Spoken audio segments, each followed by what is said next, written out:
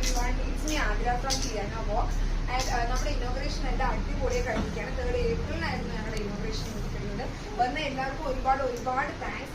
നല്ല റെസ്പോൺസ് ആയിരുന്നു അവരെല്ലാവരും തന്നിട്ടുണ്ടായിരുന്നത്. ആൻഡ് നമ്മുടെ കിലന വോഗ് എന്ന് പറയുന്നത് ആക്ച്വലി ഇത് എക്സ്ക്ലൂസീവ് ഫാൻസി സാരി ഔട്ട്ലെറ്റ് ആണ്.